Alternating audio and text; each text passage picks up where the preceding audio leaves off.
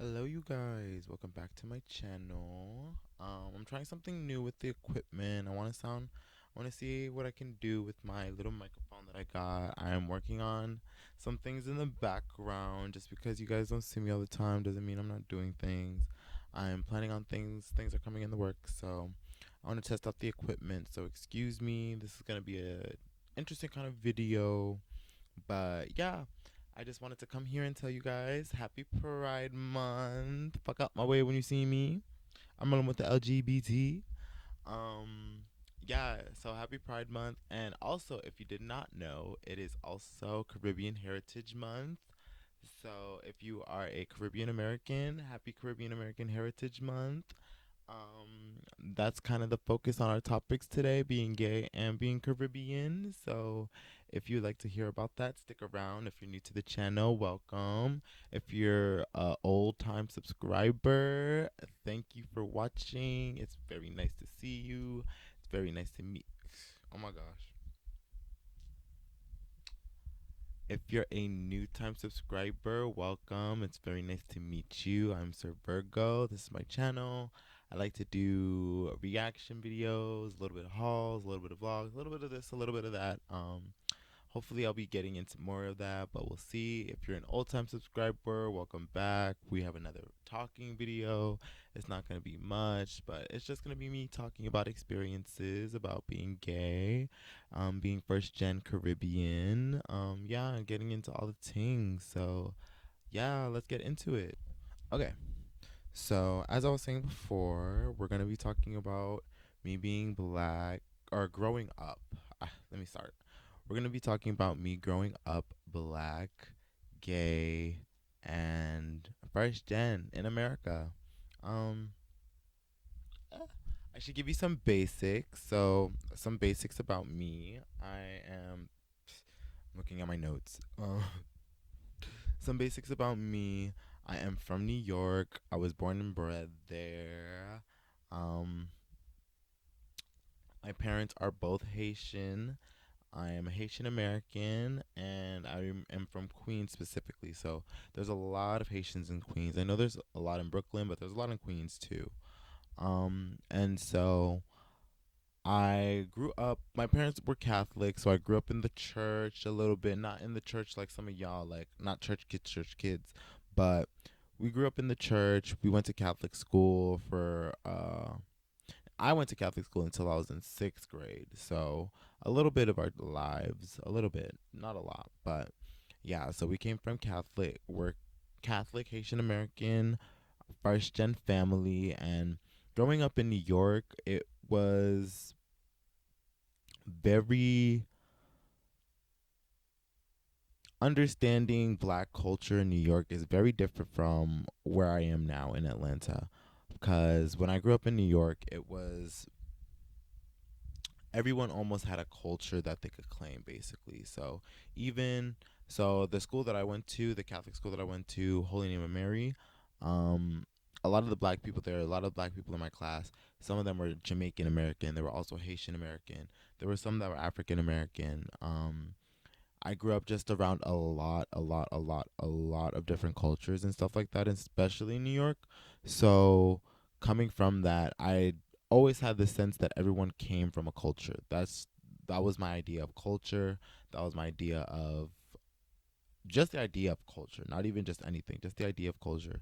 It came from just seeing how everyone had something different. And even the white people in New York, even if their family has been here for like 10 generations, they'll be like, oh, I'm Italian American, I'm Irish American, my parents come from Israel. They always have some roots to claim. So everyone always knew where they came from. Everybody had their roots. Everybody had something that they were trying to achieve. Everybody had some place that they could claim. Yeah, so I used to just play with a lot of. I used to just I grew up with a lot of females around. I can't really even explain it. I can't even say anything. I just grew up with a lot of females around. Um, it was very it gender. I don't want to say gender was not like really a thing that I noticed. Really, I understood like girls wore dresses and boys wore pants. Basically, like that's all it was to me. In terms of toys and playing with each other, it was all the same. growing up in New York, it was, grow. I don't even know how to explain it. New York is just it's a melting pot of different cultures, different people. There's so much history that happened in New York, and a lot of it like is just reflected onto the city to the point where like culture is really blended. Like you come from a culture, you come from some place, and you can see it. And there's a special place for that in New York. And other people do come from that, and especially coming from a Haitian family, we're the second. I didn't know this, but we're the second most immigrated black population in America, right behind Jamaica.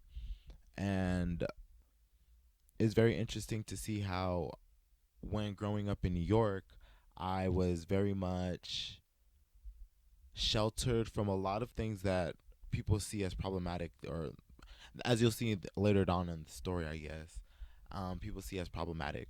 And growing up with sisters, like playing with their toys, even if my dad said something, like it felt natural to me. Like I always just went by what felt natural. So it wasn't like I was trying to do anything. I was just playing toys. I was just playing with toys. And learning about, I guess that would be like the gay side. I know we don't like to say, I know we like to believe in intersectionality and stuff, but like really a lot of my identity has come, me identifying with it has come in different forms. So like that's why I just like to say like the gay side, um noticing, I guess, playing with the girls. Like I didn't even, at that time I didn't even know if I liked guys. I just was really playing with girl toys because I liked the dolls. Like I liked playing with, I liked accessorizing. I just liked the way they looked. They looked really nice. They looked really cool. They looked really fun. Um, but yeah, growing up in New York, it's so different from the rest of the world. You don't really notice some of these stuff, and that's something that I realized now that I look back on my life and see where I come from. A lot of things that I saw in New York are so, what's the word? They're so, it makes me realize like I can take a lot from the world just because like, man, this is nothing in New York. And growing up a lot around a lot of different cultures with different people really kind of helped ingrain to me this idea of culture and how everyone just has one. So I didn't hold mine as tightly, I guess, because I just assumed everybody had a culture. I just assumed was everybody was like this, everybody just went home and just experienced something a little bit different, and we all got together and kumbaya. um but also growing up in a PWI Catholic school, maybe it wasn't by the time I was there because my whole class was kind of PWI, or not PWI, POC ish, but it did, like, the teachers were all white. The school was basically like a white school, and I guess maybe my class was different, but learning so many, even like I said, the white people in our school, like it was a very much Irish Catholic school, so we learned a lot about Irish culture. St. Patrick's Day was like a big holiday for us. It was very, it was fun, it was cool. But it, like I realized that my that coming from like such a different cultures and stuff like that, and just like the melting pot, that you don't really realize the differences in people. um Even though New York was very different, and I guess that's what helped me learn how different I was, because once I learned, not even once I learned, once when I was growing up, I just had a different taste than what everyone really expected. So, everyone, like my cousins, my older cousins on my dad's side, they were like so much older than me. A lot of them were listening to hip hop. A lot of them were most of them were listening to hip hop, rap, all that stuff. I was basically not, you know, I, especially the boys in my generation too, they were all listening to hip hop and rap. That was very much a big thing, especially in New York. I was not. I grew up around a lot of, like I said, I went to a PWI school, and I grew up around a lot of Caribbean people. So the thing music I was listening to was like Nina Sky, Kevin Little, what's his name?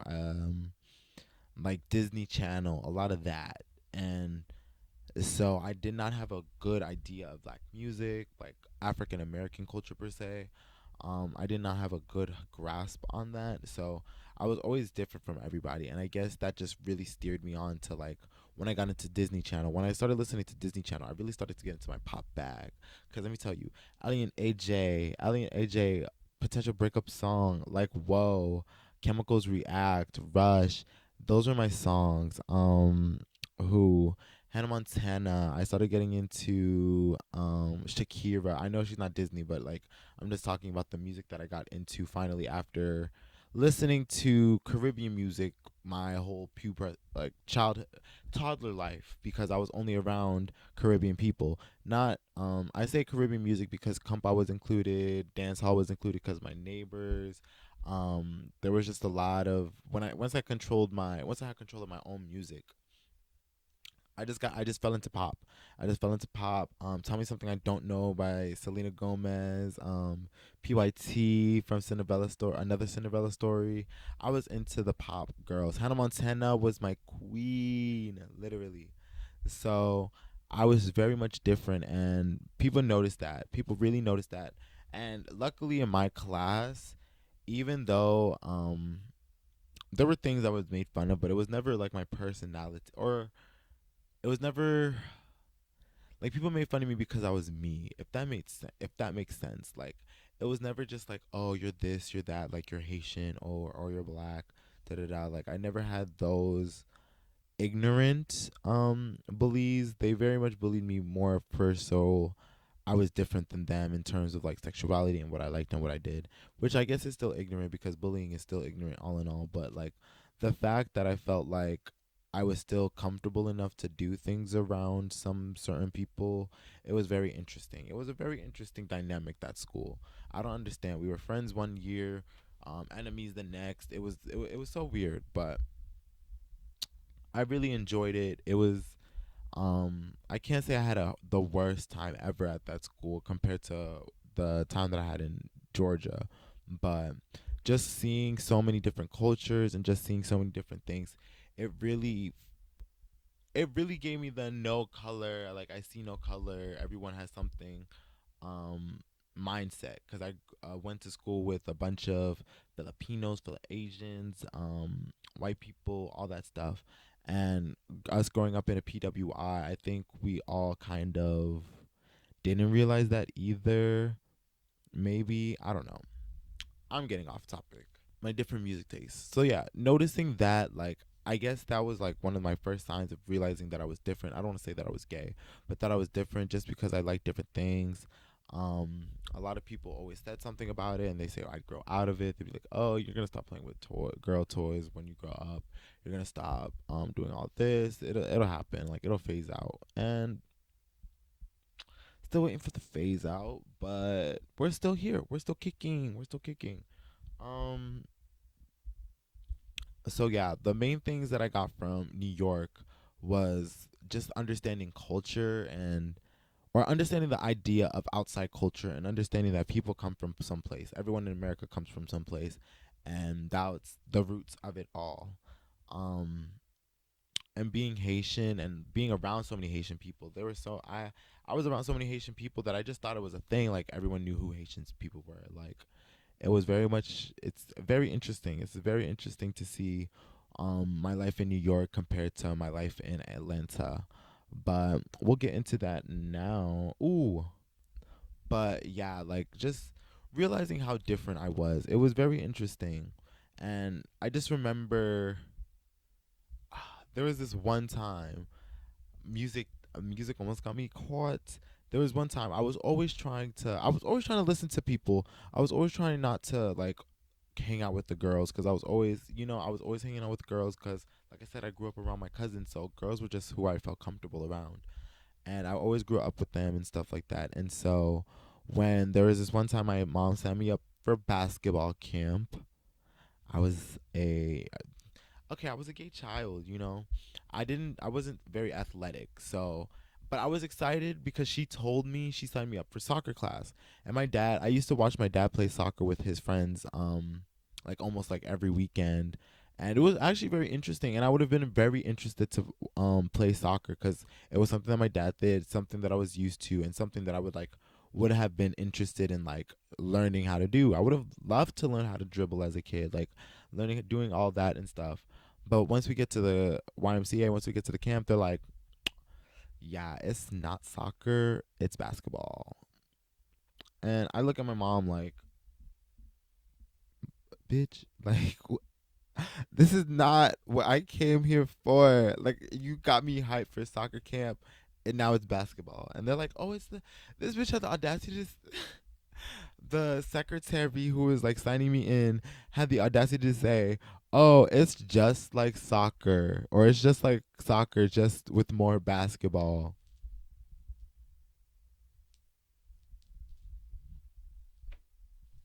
Bitch, like what the fuck? Obvious, obviously. And let me tell you something. We didn't play soccer. There was not one time our basketball camp played soccer.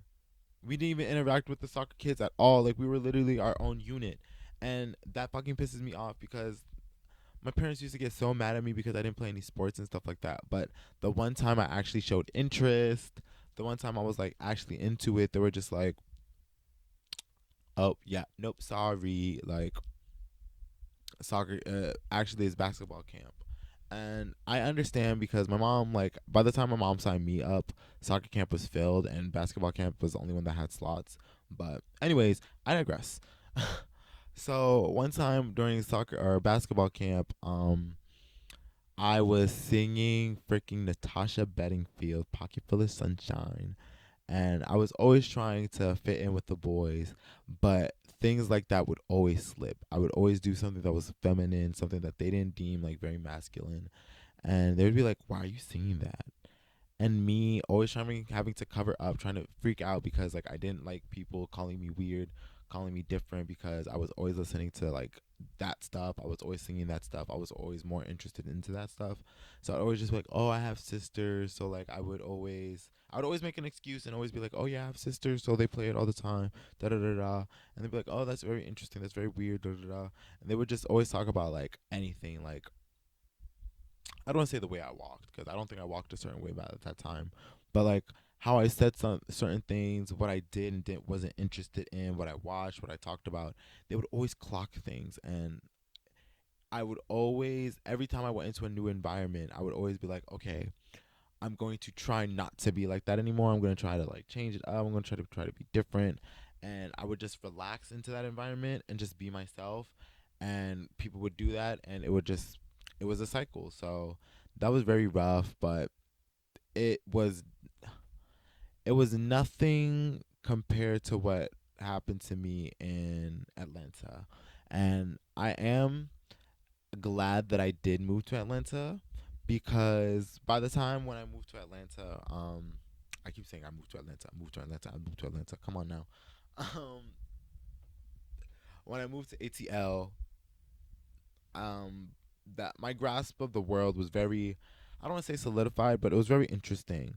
But I'm also glad that I moved there because the I got a lot of Black history from New York, but I got the rest of it from Atlanta. And Atlanta was the best thing and the worst thing that could have happened to me because in school the bullying was worse in New York. I don't know, maybe because we were growing up together like for so long in New York. Like when I went to this Catholic school, it was for say the sixth grade class. It was a class of 20 students.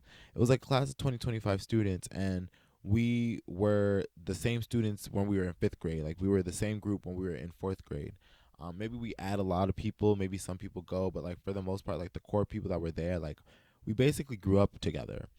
And so it was very different from when I moved to Georgia. Because when I moved to Georgia, now it was like a class of 200, a class of like the eighth grade class was 200 people.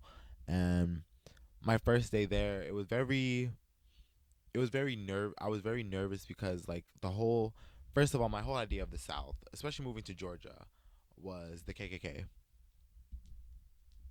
That was it. Literally, that was like my whole perception of ATL because that's all we learned about in um in history class and like geography, I guess geography class, there were some things that I learned. Like the I used to be really excited that I used to go to Georgia and stuff like that. So I did a report on Georgia, and it was really boring. I don't remember anything about it. It was about like Oglethorpe and like the Chattahoochee and stuff like that, and like what the founding things. It was very very like for me as a kid, I could not tell you what it was about, but I was always like kind of trying to rep Atlanta like that. So when I moved here, it was very different. Very different. Um, the bullying was so bad. Um, like I said, I think in New York everybody's kind of used to weird. There's so many different like subcultures in New York that like people kind of know about them. Like say like especially like gay culture, like gay culture practically allegedly started in New York. Um and so um people kind of already see peculiar things on the subway all the time. So like different is if you're not that different, they don't really clock it. Like so like when I was in New York, I didn't feel as bad as I did when I moved to Georgia. Let's just say that. Because when I moved to Georgia, it was everything from the clothes that I wore. Because I went from Catholic school where you wear a uniform, where you have to wear a tie or else they like clock you out on it, to wearing like whatever you want to wear. And I also came from Haitian parents, and my Haitian parents they're old fashioned, so they didn't have fashion sense. My mom didn't have fashion sense, at least for the kids at the time. So I didn't have like the closest Adidas, Nikes. Like I didn't have any of those like Vans. I didn't have Airwalks. Even whilst we were trying to climb Airwalks, I didn't even have any of those. Like I had Payless shoes. That let's just say that I just had Payless shoes, and it was just so bad that and it was weird too because this is about me. This is me learning about me being black, Caribbean, and gay, right? So all of that shit came heavy on me by the time I was in eighth. Yeah, I moved when I was in seventh grade. Yeah, by the time I was in seventh grade, because first things first, one culture anchor point for me was my grandma in New York. She was the one who taught me Creole. The whole reason why I know Creole was originally because she didn't speak English, and she was like she was my second mom. She took care of me when we got home and my mom wasn't there. She would always take care of us. She'd make clothes for us because she used to be a seamstress. She used to make pajamas for us. She used to be my little, what's it called? She had a cabinet in her room, and I would ask her to hold like food for me. I know this sounds crazy. I would ask her to hold food for me, and she would hold it. And I know this is this is gonna sound so weird, but she didn't take anything. Like, say, look, my parents, they would always take some, they would always almost like take like a fee or something, but she never would, and it always made me want to share with her because she never did that. And ooh, I don't know, am I about to start crying? We'll see. But yeah, she never did that. And she really was like a second mom to me, and I'm sorry, emotions. Ew. She really was like a second mom to me, and she didn't speak any English, so I would speak to her in Creole. I remember the first time I learned about like I guess different languages is when I was one time hungry and I knew my I guess I figured out that my grandma didn't speak English or the same way that my mom did, but my mom communicated with her just fine. So I asked her like, "Oh, how do you tell grandma like her name was Meme. I called her Meme. How do you tell Meme how do you tell Meme I'm hungry?" And she would tell me, "Oh, mekongu," and that was like my whole journey into Creole. So like she was like a very much anchor point. We used to pray every night. We used to say Hail Marys, Our Fathers, all in French, all in Creole, um, and I was very much into it. And unfortunately, second grade she died, and that was kind of like the bookmark to learning Creole, I guess, because my parents still speak it and they like spoke it around people. The reason why know it now is because of my father. I have to give him 100% of the credit. This man talks on the phone so much. You guys, I'm not even kidding with you right now.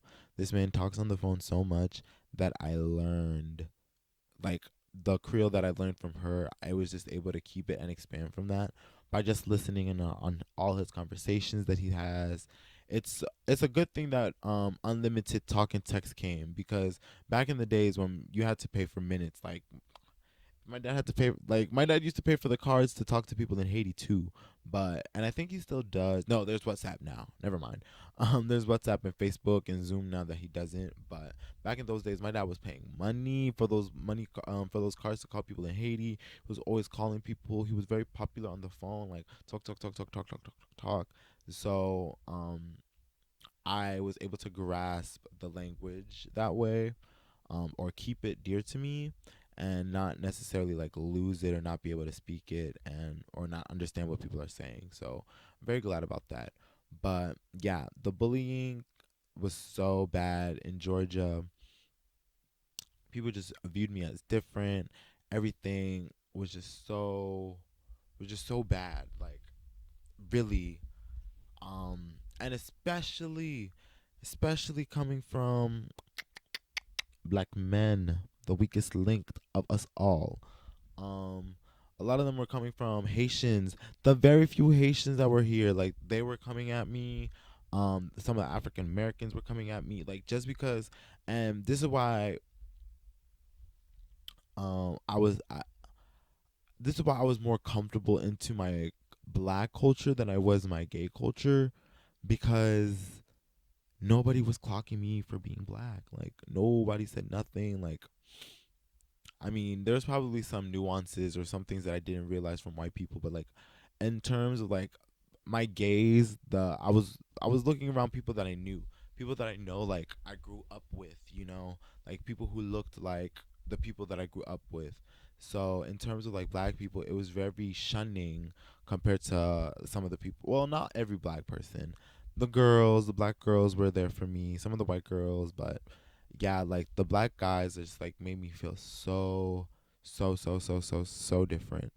And that was, I didn't know what was going on at the time with me too. So that's another thing. I was just very much I was very much just experiencing life. I was doing my thing. I did not, I did not know what was going on. I was just trying to figure it out thing day by day. And I got so much slack for that, and like school was not the place. It was just not fun. It wasn't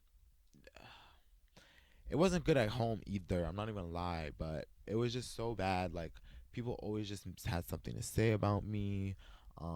When I went home, sometimes like if I was around my parents, sitting down the wrong way, they would clock you. Like it was so hard for me to feel normal, simply because people would always have something to say about me, whether it be what I liked, what I did, what I sang, what I was interested in. Like people always had something to say, and it really, I guess you could say, kind of like stunted the way that I guess that I would feel like I was supposed to grow, because like I was just doing so much hiding and so much like keeping things to myself and like bottling things up and away from people, to like it's still a problem now. Like it's still a problem.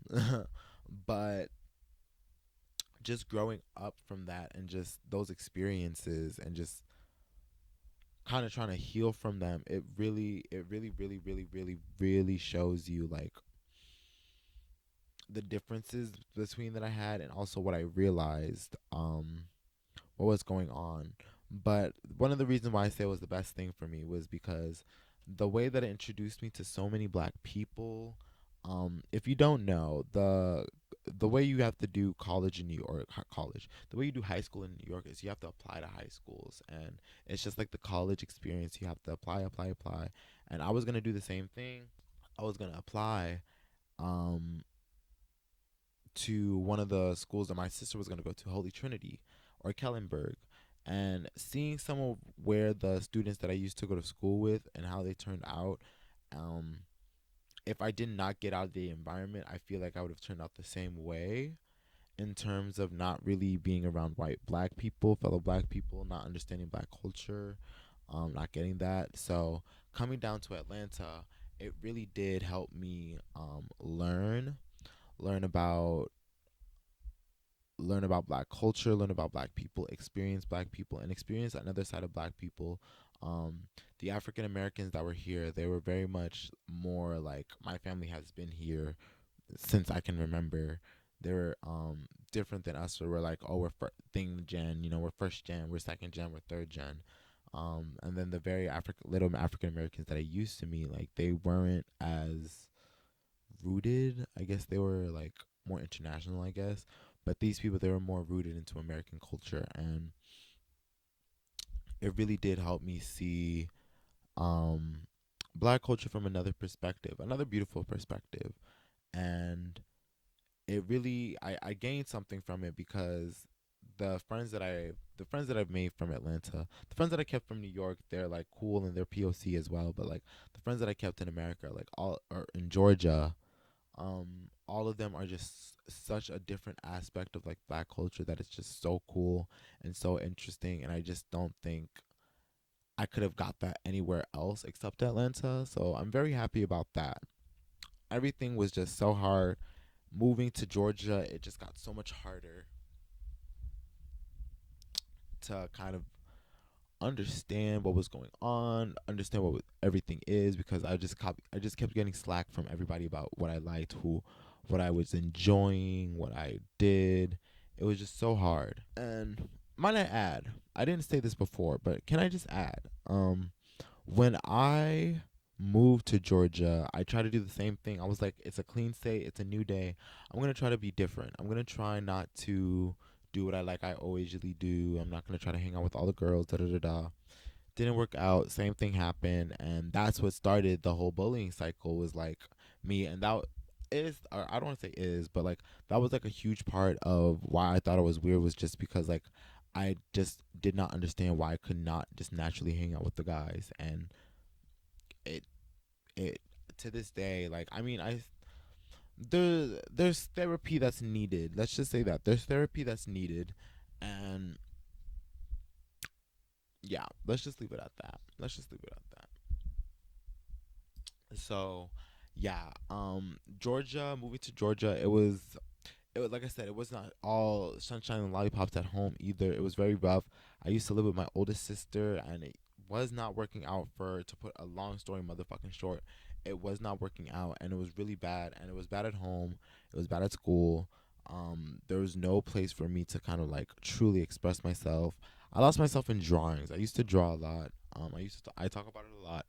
I might do like a little drawing video, but I used to draw a lot, and I used to just lose myself there because that was like the only place where I could escape, and it was really a hard time to help try to figure out myself because shit was going on in school, shit was going on at home, and then I have this internal battle going on inside me. So let's just bring it to realizing that I'm gay. I didn't really realize I was gay until I don't even want to say I didn't realize I was gay. I want to say I realized I was not straight when like around like 7th grade, when I finally realized that I did not like girls like that. There was one time I literally Googled girls twerking video, and for whatever reason, I did not get hard. I mean, for whatever reason, for obvious reasons, I did not get hard. And I felt so bad. I was like, oh my God, like I'm not getting hard. Like, what's wrong with me? That was my introduction into gay is kind of. There was also moments where I like looked up in the porn world when I was not when I was looking up things I wasn't supposed to be looking up, playing games I was not supposed to be playing. There was also gay like themes and stuff like that, but I didn't feel anything during those times. It was more or less during once I moved to Georgia that I started feeling okay, different, if that makes sense. This is getting really long. I'm trying to make it trying to make this make as much sense as I can, and like not trying to make it sound boring or anything, but like it really is just me trying to just explain things and ramble on. But sorry. Anyways, so yeah, it was really hard for me. But a person who really helped me through that was, believe it or not, Lady Gaga. Lady Gaga at the time, she came out with Born This Way, and Born This Way was just my Bible, y'all. It was my Bible. It really helped me understand who I was, what I was doing. Sorry, who I was, what I was doing. Helped me understand that like everything that was going on with me, it was okay. Like it doesn't matter. You were born this way. Like accept yourself.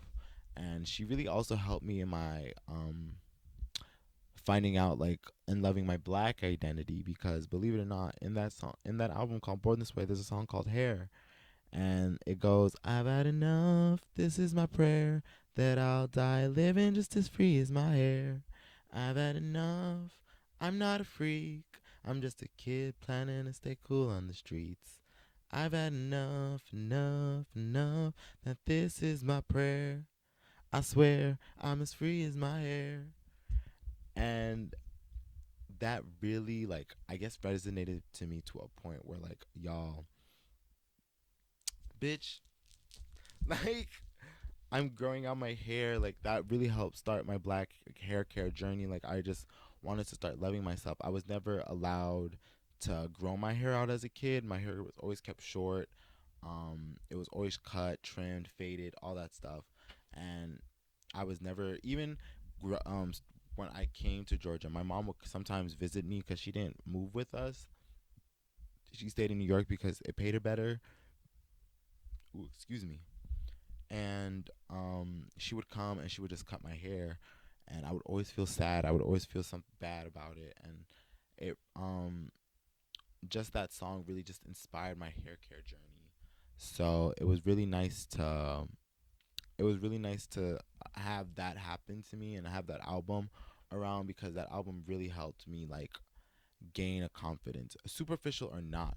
There was times, like even to this day, there's times where I'm like, I just need to put this album on, not feel secure at all, and just once the album is over, just soak it all up and just go out fiercely, because I was born this way and I'm supposed to be doing great things. And that album really did show me like self love is important, and while I do fight with it still, um it's all, it's all your DNA, baby. It's all in your DNA, and it's all you. It's all you, spiritually or not. It's all you. So for anybody out there who is feeling a little bit weird, who doesn't feel like people get them, or just doesn't feel comfortable in their skin, I just want you to know, baby, like it's all you. And I know people say, same DNA, it's in your DNA. Like some, ooh, I believe it's like sometimes it's not even in your DNA. Sometimes it's spiritual, man. Like sometimes it's just your spirit talking to you. So whatever you feel, whatever you feel in your spirit, whatever you feel in your heart, whatever you feel it. Like just go ahead, feel it. You are supposed to feel those things, and just realize that as long as no one's getting hurt, as long as there's love, and as long as there's joy on your end, as long as you're loving yourself, as long as you're happy, it doesn't matter. Do what you need to do. Be happy. We're all gonna die in the end anyway. Ugh. We're all gonna die in the end anyway. So whether you were right or wrong, it leads to death. So it doesn't really matter. Lady Gaga, she was just so monumental for me, and she really helped me out with learning my identity about being gay. But in terms of coming out, I really didn't really understand that I was gay until like my first crush around high school sophomore year. And that's also around the times that I came out to my close friends as bisexual. It is a phase that I don't like to talk about. It is a phase that anytime they bring up, I will from this day forward act like I don't know what they're talking about. Sorry to all the bisexuals that I put dirt on your name. That's the reason why you guys are always getting slack. I am sorry for that. I am sorry for helping perpetuate that. But yeah, that's one thing that I used to do. But I came out to my close friends, and it was fine. Really didn't come out to the rest of my other friends, I guess, until like junior year, and the rest of the world until like the first year out of like high school. And I did it accidentally. You guys, I literally, all right, so I went to Pride one year. I looked cute. I was wearing like my little jean coat jeans that everyone thought I was bell bottoms. I looked very 70s inspired. It was really cool. And I took pictures and I was like, "Oh, thanks for loving me as the fashionista I am, as the fashionable person I am." Like, that really, that love and support means everything to me. And everybody just took that as, or I mean, did you hear that statement? Everyone took that as I'm gay, and literally, I was just like, my friend told me like, "Did you just come out?" And I was like, "That was not the plan." But at that point, like everybody saw it. It was like 68 likes, and I was like, I guess they know. And it was very awkward. There was an awkward time with my dad. It was weird. There was a time where I had to like, everybody else knew, but I was like regressing into the closet with my parents, and I was like, oh no, no, no, no, no. I'm not like, no. I was just supporting my friend, like da da da. She is, and I kind of saved myself at that point. But then my dad caught me sucking dick in the basement. So, so I really never came out to that. I never had like an official when oh mom dad I'm gay, like please love me, like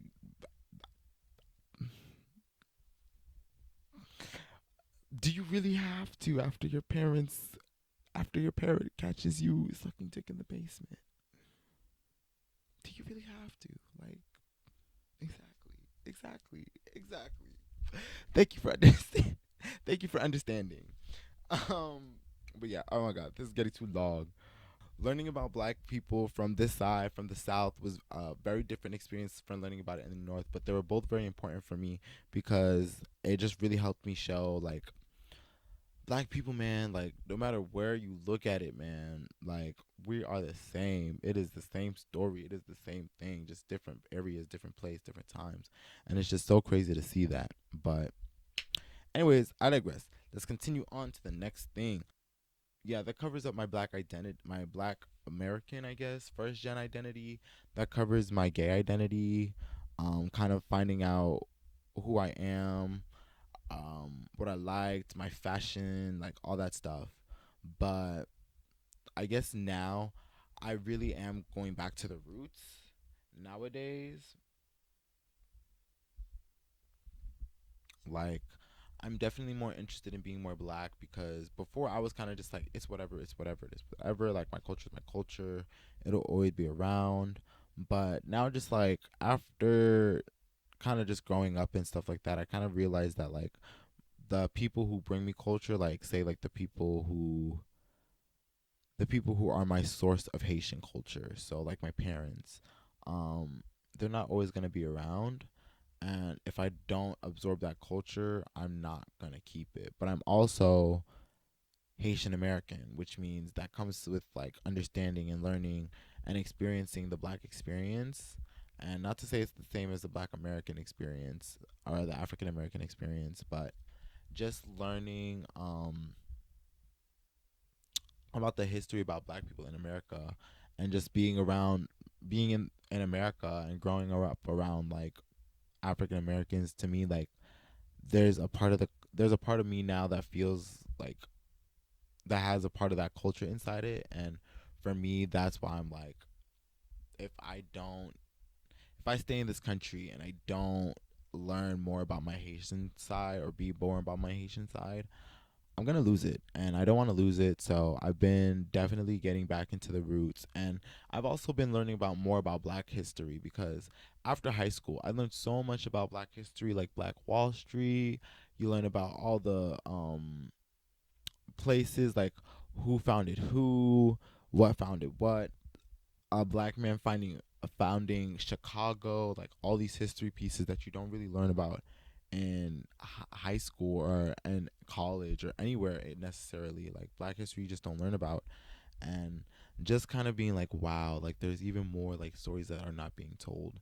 So I've kind of just been like on this soul search of like learning about Black history from any perspective that I can. Like it doesn't even matter if you're from like Italy. If there's like a Black perspective there, I will try to find it and try to like look up on it and try to research and try to understand it, because Black culture is so universal, and like the Black culture as specific as it can get to one country from the next, like the universal idea is still the same.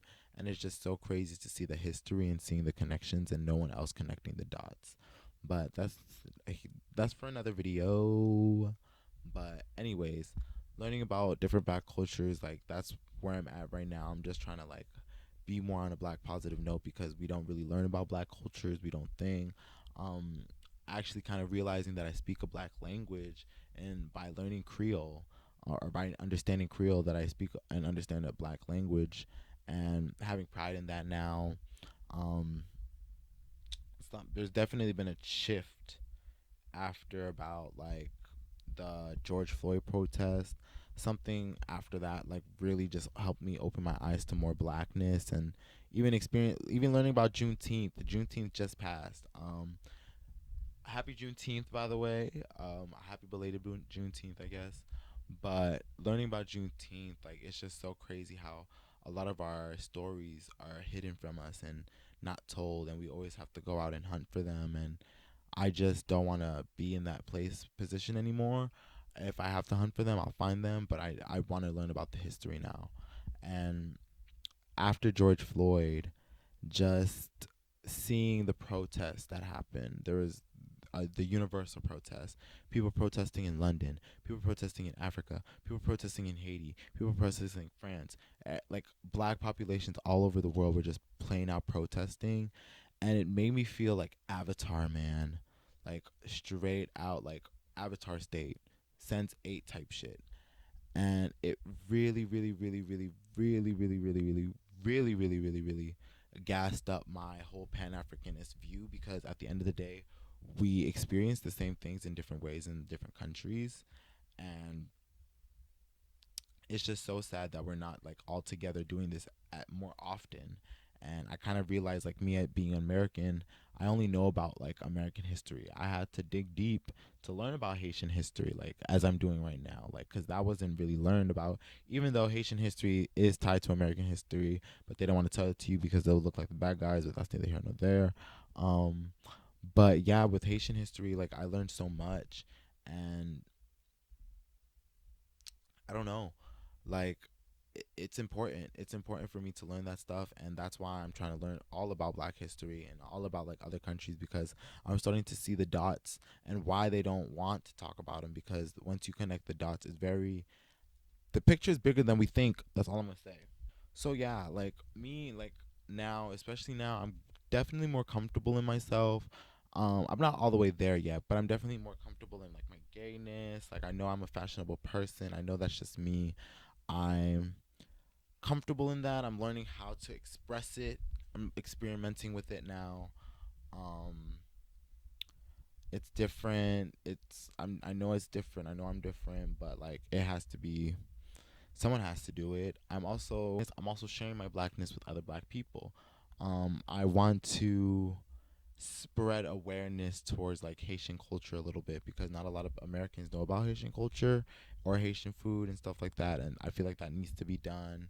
And I want to very much so be a vessel for that. And so that's what I'm definitely getting into, sharing the culture with other Black people and just getting us onto this Pan Africanist train, because we are all one, baby. It's one love.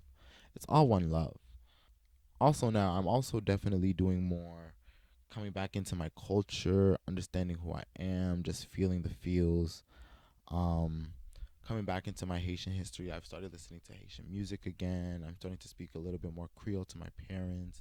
I'm trying, just so I know who I am, where I come from, and what I have to do, because I have to accept myself as 360. I have to accept myself as 360. I can't accept myself as 360 if I don't accept the fact that I am first gen, a Black first gen gay man, gay Caribbean man. So like I do have to do some due diligence, and I have to make sure that like I'm always being true to myself and being honest to myself and accepting who I am, because if I don't accept who I am, no one will. No one's going to get it. No one's going to see it. Like confidence is key, and if you're not comfortable with yourself, you can't feel confident. I'm sorry, you guys. I really try to make these things sound as like professional as possible, but like I'm a rambler. I'm really trying to learn how to not ramble and thing. Like maybe I might have undiagnosed ADHD. I don't know, but thank you so much for watching. If you watch this long ass ramble video, I try to keep it as organized as possible, but it's hard. But thank you so much for watching. Tell me what you think about the video. Comment down below if you feel the same way. If you're gay, if you're black, if you're Caribbean, if you're first gen. Comment down below what your identity is.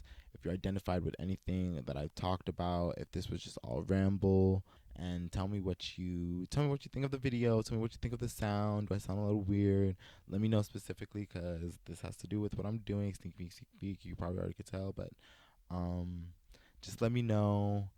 Thank you guys for watching. I'll be posting vlogs soon. Just kind of going to New York, so I'll be doing like a quick little vlog. So please watch out for that. But until then, thank you, and I'll see you in the next one. Bye.